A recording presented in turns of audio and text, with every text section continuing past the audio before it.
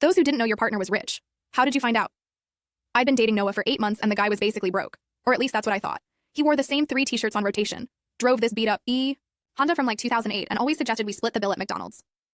When my birthday came around, his gift was a handmade card with a drawing of us that honestly looked like a kindergartner made it. I wasn't complaining though. I grew up pretty poor, so dating someone who wasn't flashy with money felt real.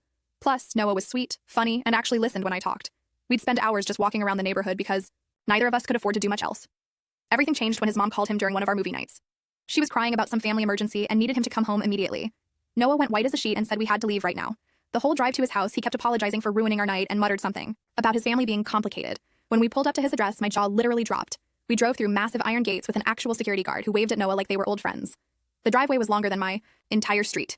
The house looked like something from those rich people TV shows with columns and everything. Inside was even crazier. There were paintings on the walls that looked expensive, furniture that was definitely not from Walmart, and a chandelier hanging in the entryway that probably cost more than my car. His mom came running down this huge staircase wearing jewelry that sparkled under the lights. Turns out the emergency was that their housekeeper had quit suddenly, and she didn't know how to work a fancy coffee machine for the dinner party they were hosting tomorrow. I watched Noah's mom panic about hiring a replacement in less than 24 hours while servants moved around in the background. During dinner, served on actual china plates, Noah's dad casually mentioned their foundation had just donated $2 million to build a new wing at the children's hospital. His little sister complained about her trust fund not kicking in until she turned 25, and there I was, sitting in my Target jeans, feeling like I'd walked into a completely different universe. After we left, I was quiet the whole drive back. Finally, I asked Noah why he never told me his family had money. He pulled over and looked genuinely scared, like I was about to dump him right there. He explained that his ex-girlfriend only dated him for his family's wealth and tried to use him to get expensive gifts and trips. He said, "When we first met, you didn't care that my car was old, or that I worked a part-time job at the campus bookstore. You liked me for me, not for what I could buy you. So I decided to keep living like a normal college student to see if we were real.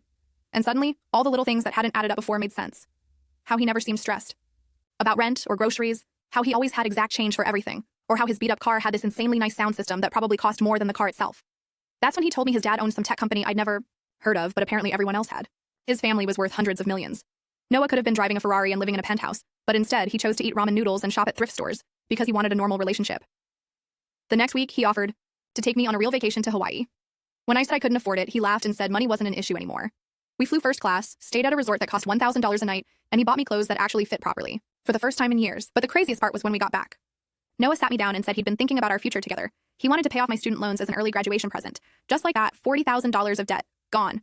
I cried for an hour straight. Now we've been together 2 years, and I'm still getting used to the fact that my broke boyfriend turned out to be a millionaire.